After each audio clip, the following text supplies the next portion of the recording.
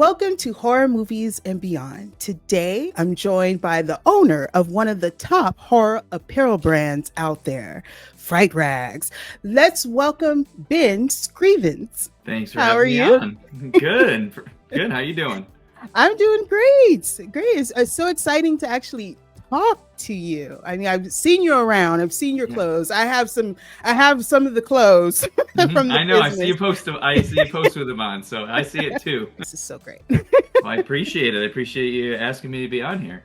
Yeah, and I'm wearing Halloween because of the story of how it all began. You were a little kid. We'll get into that, and this was one of the first movies that you watched, and it just propelled you into horror. So we're definitely going to get into that. So let's begin. Oh my God, there's so much to say about this because, like I said, Fright-Rags. I mean, you hear about it everywhere. I mean, there's so many horror apparels now, brands out there, but Fright-Rags is like the top, the quality. I should know.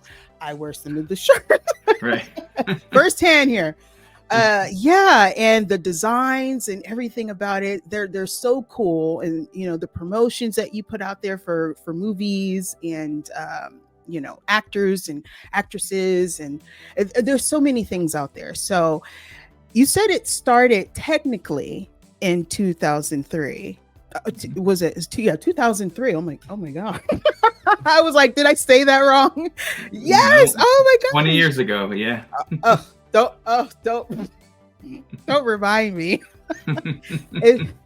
But it really started. It says that you really started when you were a little kid, in 1981 when you watched Halloween. Tell us a little bit about that. Yeah, so you're right. I was 4 years old in 1981. I had seen Halloween at a friend's party, and like you said, my mom was just like, go and watch TV. I really just want to go home, but I saw Halloween, and it was one of those things that I had never seen anything like that up until that point, certainly never been exposed to anything like that. So it was really the very first time horror had entered my life. And I just remember from that point on wanting to see more. And this is the beginning of the home video boom. I mean, it was on the very, very, very beginning. We had bought a Betamax because in my town of Rochester, New York, which I am at now still, born and raised here, it was a testing ground between VHS and Beta. So my dad ended up buying a Beta. And so that was way before Blockbuster or these big chain stores. It was all mom and pop stores. We had probably 6 or 7 stores within a 10-mile radius. Only a few of them had Beta because VHS started winning out. But it got to the point where when I was 9 years old, because I was renting rated R movies, when I was 9, the people behind the desk were like, okay, we have to keep calling your parents to make sure it's okay to rent these movies to you. And my parents were like, is there just a way we can sign the back of his card and just let him? Like, they didn't want to be bothered with it because I kept wanting to rent horror movies. So as soon as they kind of wrote on the back of my card, it was like this, it was almost like a gold card. I mean, I needed the money to rent the videos, but I could pretty much rent whatever I wanted except what was behind those saloon doors, When Howling 4 came out, that was the first one I saw in the theaters, at 11 years old. My brothers could take me because they were older. So I had that sort of way to be like, hey, I want to go see this movie. And like, yeah, I'll take you. So I was able to see some movies in the theater that way. But, as we all do, we get sucked into this and we watch all these movies and you watch them more than once and you want to you just fall in love with them. I just wanted to create something. And this was, I graduated college in 2002, got a job, moved in with my girlfriend. So we didn't have kids yet or a house or anything. So I had a lot of extra time on my hands. Mm-hmm. And I started creating designs that I thought would look cool on t-shirts. And so it was in 2003. I had met a friend of mine, Justin Mabry. He wanted to start Trick or Treat Studios, but he was doing his own thing at the time called Night Owl Forums. And we became really close friends. And he really liked these designs. And he said, put them on my forum, let people see them. And I did. And people said, hey, I'd wear this on a t-shirt. So I had to kind of think of a name and think about what I was going to do. And that's kind of how I started it. I just came up with this name and I came up with a website that I coded myself, and I spent like $600 on a credit card that I had no idea how I was going to pay off. I just got some shirts. So it kind of all led to that, really. Did it just come to mind? the name Fright-Rags, or it was just, you know, no you lie. was throwing things out there? I had words on one side for horror, like I was in the thesaurus, and then I had words on this side for like t-shirts and apparel and things, and I just kind of started drawing things, and I was like, and I came up with a few ideas. I'm like, Fright-Rags sounds pretty cool, and I just kind of went with it. The thing is, I never thought it would turn into anything. I really didn't. It wasn't. Yes, in my mind, I would dream about it. That wasn't, but I didn't think it would actually go anywhere. I just needed something online, some sort of presence for people to go and actually buy the shirt. So I had no grand vision. Yeah, if you would have asked me if I would have loved to do it for a living at the time, sure, of course, who wouldn't? But I had no idea how to even make that work. I'd never started a business before. I didn't know anything about it, you know? Mm. You know, as I was listening to your story, it reminded me when, I don't know, 4 must be the magic age to be turned on to horror, because I was around 4 when I saw The Thing. So, and I was lurking behind a couch trying to see it, and my parents were like, get away. And they forced me to watch it. They was like, you're going to watch it. You're going to sit here. You can't cover your eyes and everything like that. So something about that age where, you know, horror just becomes part of your life. So once you started to see that, you know, it was going somewhere, was there a point where you felt like, is it something I really want to get into? Or you were like, maybe not exactly, because the fear of where, you know, this is a business, I got to commit to this. So like, how did that work out for you? Yeah, so that's a really good question, because there was a point, and I remember, so I started it in late 2003, it was September, and this was, I believe it was early January, I think it was January 2005, and the reason why I remember that is because it was horribly snowy out, and again, I was still working full-time, of course, and I was coming home from work. The job I had, I liked. I was working at a laptop bag company. We made and designed laptop bags, and it was a small company. I mean, when I say small, I was like the third person on the team. So I mean, it was the owner, the office manager, and me for a few years, and which was great because I actually learned a lot about business that way. I was doing a lot of different things, but I wasn't completely fulfilled at my job in terms of creatively. I felt like there was more I wanted to do, but I loved graphic design. So I was working on my portfolio, my resume and looking for another job at the time, just kind of seeing what was out there. But I was also working on Fright-Rags and really trying to put a lot of my extra time and effort into the business, which at the time, you know, a year and a half in, I mean, I was getting a couple orders a week. This was not anything that was going to pay my bills. So I just remember I remember this distinctly. I was stuck in traffic. It was going to take me over an hour to get home. It was snowing. And I was just thinking about all the things that I had to do and wanted to do. And I literally just stopped and asked, like, audibly, I spoke to myself and asked myself the question, like, if I woke up tomorrow making, you know, whatever I was making at the time at my job, if I was making that at a new graphic design job, or I was making that doing Fright-Rags, what would I choose?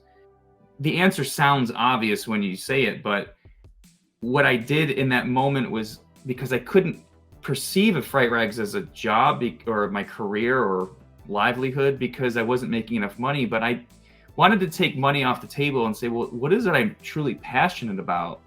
And it just kind of focused in my thought for one moment. And as soon as, of course, I said Fright-Rags I would do, it really kind of turned a switch in my head that basically said, stop looking for another job, stop doing all this other stuff, just focus on this one thing. Now, that doesn't mean like the day after, you know, I started getting all these orders. It was just a flip of a switch in my mind to concentrate on that one thing. I didn't get to quit my job for 3 more years. You know, I quit it in March of 2008. But for those 3 years, I didn't think about getting another job. I didn't think about anything else. I went to my job and did my work, but every other moment after that, or during, you know, lunch breaks, I mean, I spent on this company. And that was really, you know, when I started just singularly focusing on it. It wasn't until mid 2007. It's funny. My daughter was about 6 months old, and we were at a friend's house, and my buddy goes, can't you like quit now? Like, can't you just quit your job now? I'm like, I don't know. I really don't. And so at that moment, I said, online savings accounts were like 5% interest, which is pretty awesome at the time. So I'm like, why don't I try something where every week I'll open a new savings account that has nothing to do with my Fright-Rags money or my personal money, and it'll be a different account. Why don't I just do every week, I'll deposit my take-home pay that I get from my job. I'll take that same amount from my Fright-Rags money and just throw it in that online savings account. Let's just see what happens. Worst case scenario is I start running out of money in Fright-Rags while I just move it back over, right? So, I wasn't spending it. I was just moving it to a separate place. Mm-hmm. So I did that for like 6-7 months. And then I realized nothing changed in the business. I was able to run the business the way I was able to run it normally. And I had 6 months of income making 5% interest sitting there in an account that I didn't have to touch. Yeah, I can quit my job now. Pushed everything aside and focused on Fright-Rags solely. And that was what? 15, almost 16 years ago. So wow. Okay. Yeah. So it's exhausting, but it's one of those things that when you love it, you do it, right? Yeah. So when you were making the designs versus the ones where the whole copyright, because using the pictures and names, how were in the beginning? Did you go straight to try to look for someone, or you were designing in a way that it alter it enough, or you were just going for it and hope for the best that no one would say anything? So yeah, I went for it. So basically I didn't know how licensing worked so much, but I knew that you needed a license. I knew that much. Funny enough, the first license I ever got is still still one I've had to this day. And I got that within 2 months of starting Fright-Rags. I wrote the director of Sleepaway Camp 2 and 3, Michael Simpson, and he faxed over this very quick agreement to my office, and I signed it. And I still have that to this day. It was like a lifelong thing. Deals do not work like that now at all, but he was really cool to work with. But anyway, I would reach out to companies to inquire about licensing, again, having zero clue what I was doing. I was literally throwing myself out there, was completely naive. And I would get calls here and there, and it would just be way too much money, or they wanted things I had no idea what they were talking about. I was literally trying to jump in the deep end with no knowledge.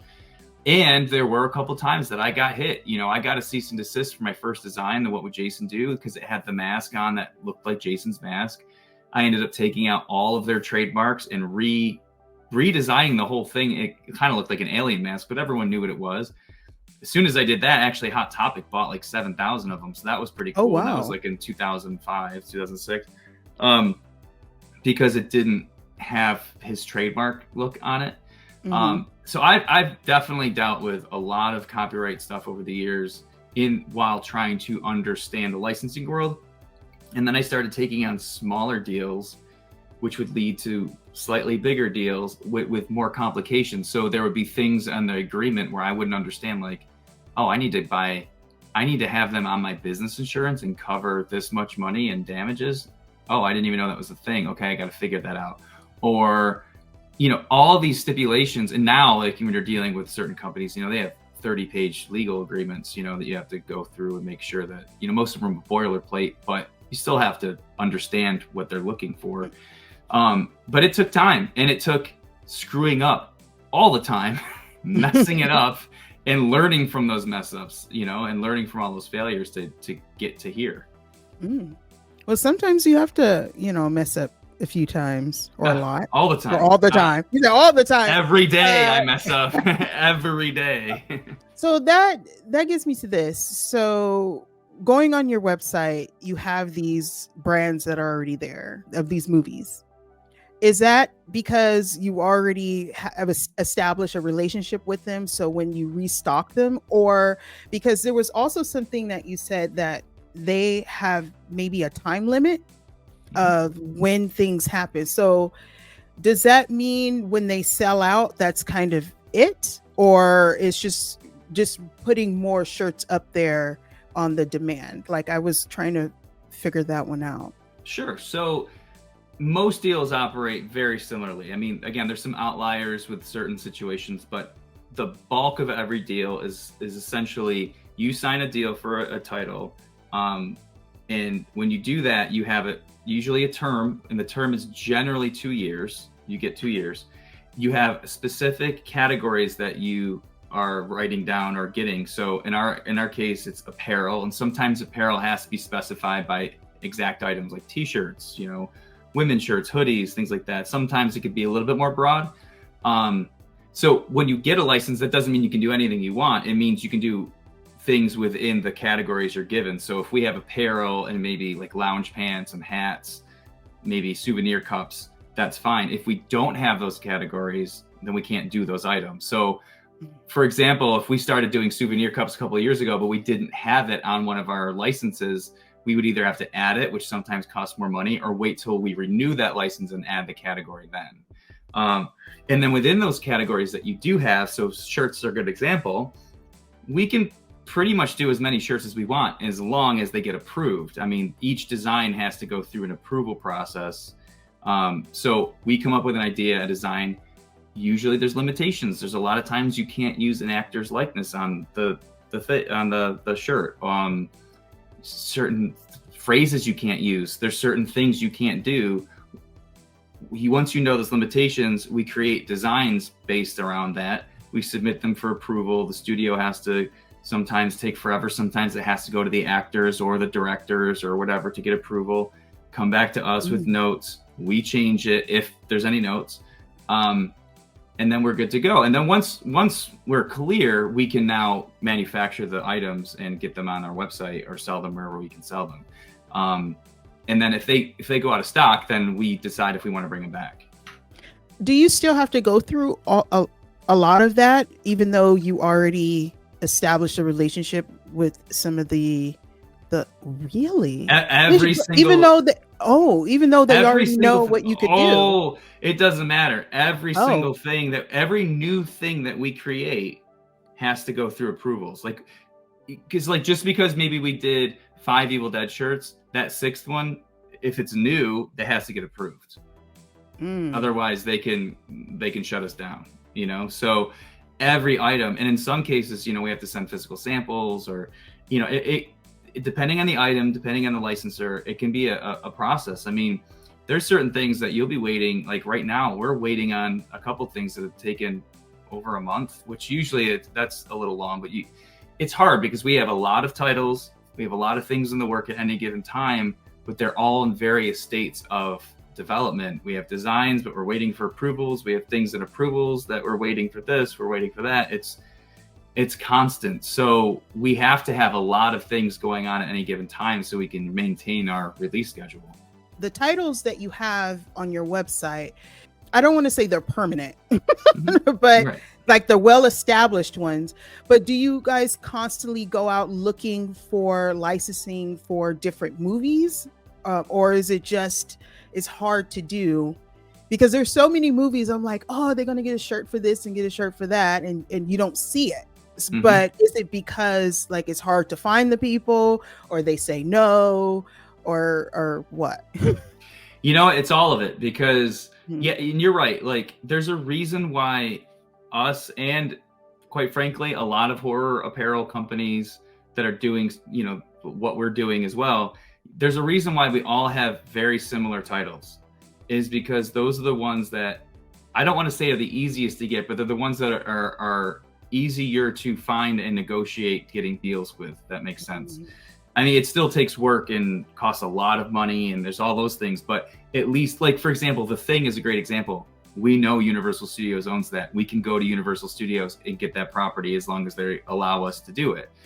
We know, they could certainly say no, but I mean, at least we know who to go to, right? Whereas other movies, it's hard because some movies are small and obscure, and either you don't know who owns them, that can be a chore, and try to find out, or you do know who owns them, but they want way more money than it's worth. And at this point, we kind of have an idea of what something is worth. Because so for the deals, for the license agreement, you generally have to pay in advance against the royalties you're going to pay. So it's money up front. So if they want a certain amount of money, and I'm looking at this title going, okay, I love this movie, but there's no way I'm paying all that money up front. We're never going to make it back. It's not worth it. They think their movie's worth more than it is, and it's not, unfortunately, at least not in my eyes. If other people want to pay for it, more power to them, but it's not worth it. Or like sometimes we've had studios that they're just like, we don't want to take anybody else on, or we just like, we serve primarily direct to consumer from our website. We have our own channel selling. Some studios who do more than just horror movies will look at the movies we want to do and like, well, we have a license. We have a person that does shirts for those. Like, why do we need you? I'm like, if that company sells into Walmart and, you know, all these other stores, we won't sell there. We'll sell here to fans over here. Like, they can take care of that market. We'll take care of it. And they don't get it because it's not important to them. It's not one of the big tentpole properties for them. So they don't get it. So now we're left going, well, we can't do it. They're not allowing us. So it's frustrating. Look, it's really frustrating. I mean, there's a couple titles that I want to get that we just can't because the company won't even work with us. And it's like, why? And there's no reason. So it's very frustrating because I know, as I've heard from other horror fans, are like, well, why don't you do this? Why don't you do this? Why don't you do this? Well, guess what? It's not always that easy. Like, it's just not. But, you know, we sometimes do things where we'll put out things for a limited time just for fun. But to make them those types of collections that live on our site, you know, where we can get licenses and renew them and keep doing new products for, some titles just can't do it. I mean, we try all the time. We're not just sitting back only making Halloween and thing shirts. You know what I mean? Like, that's not, people, I think, misunderstand. Like, they're like, why don't you just keep doing the same thing? Well, first of all, we wouldn't make shirts that don't sell, right? So if people are still buying Halloween, guess what? We're going to make more Halloween shirts. But at the same time, yeah, I want to make shirts for these other movies, but I can't. So what do you want me to do? So it can be frustrating. It sounds frustrating, but you can only do what you can. So that gets me to the point of like the artwork. So do you do most of it and then someone else, or how does that work out? No. So, I mean, in the early days, that was just me, but I mean, those designs were awful. So no, now like we work with, so we have a couple guys that are exclusive to us. Justin and Kyle, they only work with us when it comes to horror shirts. They do things for like DVD covers sometimes, or like wrestling shirts, but like they're kind of like our main guys. And then other people we use, they're all freelancers, by the way. We kind of come up with ideas. We're like, we want to do a shirt that kind of looks like this. We have artists in mind that we can talk to, because that's the other thing. Artists have their own schedules. They're working for other people too. So I got to be like, hey, we want you to do this shirt. Hey, I'm too busy to do this right now. We either have to decide if we want to wait on it, or if we need to like have somebody else work on a different idea and then come back to them later, because we have an idea of our schedule, right? So we definitely have a group of artists that we like to go to, certain people for certain types of styles and things. And I love that, because I love working with artists. Like, yeah, there are times when we give notes or we give the idea of what we want, but I really enjoy giving a designer like, hey, we need to do a Jaws shirt, but you can't do this. And if they come back with a couple concepts and we can kind of go, oh, yeah, that one works great, or that one doesn't, that's fine. But I like a starting point being them kind of brainstorming. Again, we brainstorm all the time. We're always coming up with ideas of products, but I don't want to get people on board and just tell them what to do. I want them to use their creativity and work together on it. I want it to be a collaboration, but I want it to start from them. I noticed some of the shirts, they show faces and some they don't. Is that a reason behind that? It depends. So a good example is Halloween. Okay, let's go back to Halloween. So for Halloween 1, we can show whatever face we want. We have full likeness rights. So at that point, it becomes a stylistic choice, okay? So in some cases, we cannot show faces. So like, again, for Jaws, you will never see a face on the Jaws shirt because we can't do it. But Halloween's a good example because we've done shirts with Lori and Loomis and Linda and Annie. We've done all these shirts showing everybody's face. But for example, last year, Justin came up with this because I'm like, we got to do another Halloween shirt for the 40th anniversary. Like, what are we going to do? And he and I were actually literally scratching our heads going, what are we going to do? Because what hasn't been done before on a Halloween t-shirt. And so he went off and he came back with a fully fledged concept. And what it was the shirt showing Lori and Tommy and Lindsay, and she's holding the pumpkin. It's when they're coming out of the room there, when they're carving the pumpkin, but they're skeletons. And it says, you know, the John Carpenter classic Halloween. And I got it right away, meaning the concept was, let's make this look like a novelization from the movie, but before the movie really hit big so that you recognize Jamie Lee Curtis and all these people, right? Just like the novelization for the first movie is like a guy in a sheet with a pumpkin on his head, has nothing to do with what's in the movie. But in some cases, that's good because you're talking about a movie that's 45 years old. We've seen it over and over and over and over and over again. Michael Myers, Jamie Lee Curtis, all this stuff. And that's awesome. But let's go back in time in 1978 when no one knew who those people were. Michael Myers wasn't Michael Myers. It was just the shape, right? Let's go back to when that book comes out with the movie.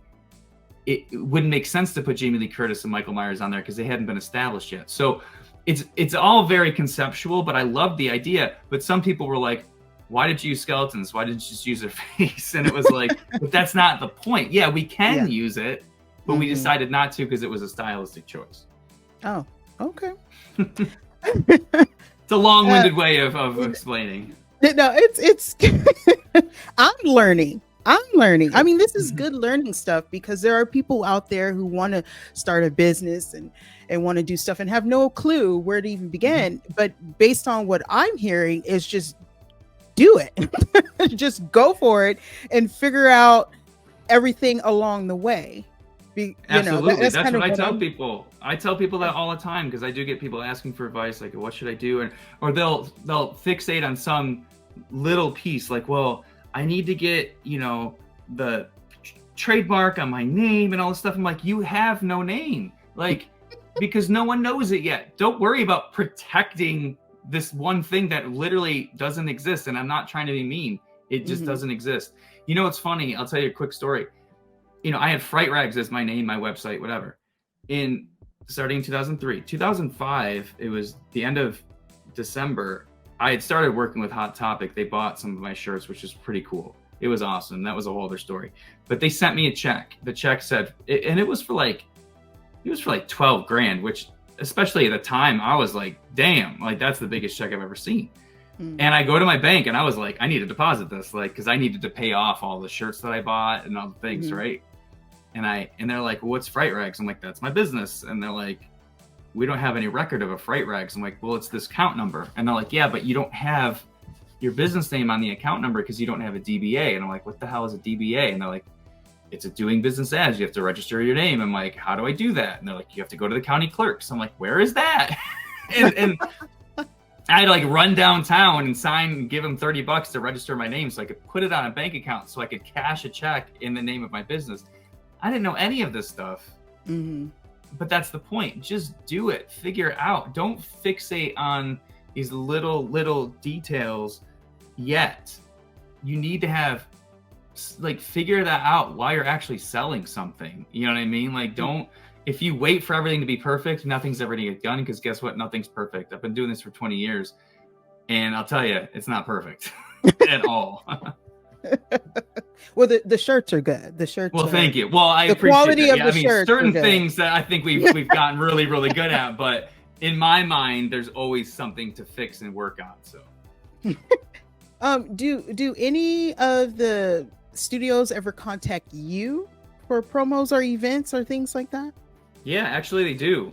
We've had that happen a few times in the past where we'll get contacted about doing shirts and they're like, hey, do you want to work doing shirts for this movie? Or like, I'm like, yeah, that'd be great. So we've gotten lucky in the past where studios just will call us up like, hey, we got this new movie coming out. You want to check it out and maybe do shirts for it? I'm like, sure, let's do it. So yeah, it's fun. That's pretty do you ever get invited to any of these premieres or anything that you work on the shirts for, but like Megan or? I think I had a chance to go to the Halloween Kills premiere, but I actually got to go on set for that movie. That was fun. Oh, so wow. That was one thing I got to do. That's better than the premiere. Honestly, yeah. I mean, I'm just trying to remember. I think there was an opportunity that I missed, but it was totally fine. But for Halloween Kills, I did get to go on set for that. That was really cool. And I did get to go on set, like the Creep Show TV series when they first started filming that a few years ago. I went down to Georgia and hung out there for a day. Wow. So yeah, it comes up once in a while. I'm always grateful for the opportunity if I can take it. So yeah, it's pretty cool. Any other ways you wanted to expand the business besides apparel? Was there something, I don't know, maybe stickers on the cars? I don't know. Do you have stickers on the cars? We do stickers. We do some stickers. I mean, we do a lot of different accessories. Tennis shoes. You know, we tried a pair of shoes. We didn't sell them, but we had a sample made up for us once. They're actually pretty cool. That would be harder because of everyone's sizes. We'd have to do like pre-orders for those, you know, but it would be fun. It's funny when I think about expanding into different things, it's very organic. You know, there'll be times where I sit here and sort of have a brainstorm session and just start writing down any idea. And a lot of them are just crap or been done before or whatever. And once in a while, there's a couple nuggets where I go, I wonder if we could do that. And then you just kind of start emailing some factories or emailing people that you know. And next thing you know, you get samples of stuff and things start coming together. And then you go, I think we should probably release this now. We actually have one coming up that I've been working on. It'll be a few months before we get it out. But it was an idea I had just a few weeks ago that I was like, wait a minute. And I got a sample and I started talking to some factories and got samples for them. And I was like, ooh, I think this would be fun. And everyone in the office is like, oh my God, we got to do this. I'm like, yeah, we got to do this. And when we have that feeling of like, oh, I want this now, then I feel like that's a path to go down, you know, because we're excited internally about it. Like I got a sample of this one thing and I'm looking at it going, this is so cool. I wish I had this when I was like 8 years old. You know what I mean? And, you know, I hope everyone else likes it, but it's those types of things that really push me forward. And I think all of us when we're kind of talking about what we want to do next. Well, it sounds very exciting, and you know, it's like I want to know what you're saying and what I know. I know you can't reveal it yet. I know. This is so early. I know, but I'm trying to think, what could it be? But I want to say thank you for sitting down with me and talking about this business, because I mean, Fright-Rags has been around forever, and I think probably about 6 years ago, kind of it stumbled across it, and then I was trying to buy all the shirts I could possibly get here and there. It's like, and it's so hard because it's like a shirt will come out and it's like, it's so cool. If you ever think about making a shoe, I'll be the guinea pig of the shoe. Okay, that's good. I will sport them shoes. That sounds good. My feet, all you see feet in the picture. My shoes, it's like swinging in the air. And you have something happening. Tell us a little bit about that before we go. Yeah, so our shirts traditionally are screen printed, and that process involves setting up screens for every color that the design has, and then having to run, you know, a fair number of shirts to have to make that process worth it. Because once you get everything set up, you can't just run one shirt. You gotta run a bunch, which is great, and that's fine. And screen printing is amazing. The printers that we work with right here in town are the best. But the problem with that is you're limited by literal size and money. Like you can't. We literally at this point have thousands of t-shirt designs in our back catalog, and we can only have so many in stock. So, you know, we're limited by the size of our warehouse. We're limited by the money we can just keep spending on shirts, because when you start spending money on all these shirts, you just have inventory sitting there. If it's not selling, then you're stuck, right? So, you know, we've tried to do a good job of making new things, but also bringing back old things. But it's sort of a it's a hard task because there's just so many things we could do, and how do you pick? So there's another process of printing t-shirts called print on demand. It's direct to garment. It's the process, and that process is essentially like an inkjet printer that prints directly onto a t-shirt, and it can do a full color shirt like the one you're wearing in just one complete pass without multiple setups and having to run, a couple hundred shirts at a time. So now the technology has been around for years, but it really hasn't been all that good, at least not the way I think it should be. We actually used to try this back in 2008. We did a whole section of our site that had just those types of shirts they were made to order. So you would order whatever you wanted, we would make it for you. People liked them. I personally thought the quality could be a lot better, but it just took up a lot of our time. We ended up shutting it down. Fast forward to like 2022, our printers were dabbling in it, and they had a really good printer, and they showed me what they could do. And a lot of times the artwork that we use has the really fine details that I thought this print on demand, DTG is never gonna touch this. And they printed out one of those designs, and it looked in some cases better than the screen printed, where I was floored. And then I took it home and I washed them and I dried them and washed them and dried them and washed them. So basically I wanted to beat the crap out of them to make sure they would hold up, and they did. So last May, we decided to offer a select number of designs to some of our top customers just to do a test. We got really good feedback. And then when we implemented our rewards program in September, we started the graveyard section for tier 2 through tier 4 rewards members, so that every month they would get a revolving number of designs that they could order from in our graveyard. And that was print on demand. And we've sold a ton of shirts since then, and people seem to be really happy. So I thought, I don't want to make everything print on demand because you still have to wait for it. You got to wait 2 weeks, and they do cost a lot more to make, and they're going to cost a lot. They're going to cost more for the consumer, unfortunately. But the best part about it is we can offer a ton of designs. Like right now, we're going to be releasing, I think 120 some odd designs, almost 150 designs that'll just be available, like always available. So if you missed out on one shirt, or some people are like, hey, my shirt, I lost it, or like, my boyfriend took it when we broke up, or my girlfriend took it when we broke up. I've heard everything. Lost it in the fire. I don't fit in anymore, or whatever. We can't always just make those shirts, but now we're going to have, and 150 is still not all of our designs, but it's a bunch. We're still going to do our new stuff, and it'll still be screen printed. It'll still be cheaper than the print on demand stuff, and it'll still go out just as quickly as we normally ship our stuff, in addition to all the accessories and things. But this allows people the chance to order whatever they want, within those designs, and we don't have to stock it. We could just make it for them, and the quality is just as good. So again, they cost a little bit more, but they cost us more to make. I mean, it's a much more costly process, but it at least gives people options out there. So that's what we wanted to do. That's what we're launching tomorrow. That's something that's been in the works for months. And this is just the beginning. I want to offer more. I mean, right now it's just black shirts. I'd like to do some more of the different colored shirts that we have. I'd like to be able to do baseball tees and hoodies. And I'd like to do different types of designs on that side. But again, we're still focused on our weekly releases of the other things. So in some ways, nothing's changing on that end. But this opens up a whole new era for us to be able to offer more and not have to worry about, oh my God, we have to carry all this inventory. Well, that sounds exciting. Yeah. So congratulations on that. Thanks. I mean, that sound like it would work much easier, as well as still have the same kind of traditional way. So I think so. I mean, we still have to get them printed and then still collate all the orders for all the different shirts. But, our shipping team is so awesome that they're on top of it. So I don't worry about them. They got it down to a science. That was one thing we were worried about. But when we started out with the graveyard, they got it into a really good rhythm with it. So we felt like it was time to sort of just be like, let's turn it up and just go for it. Okay. All right.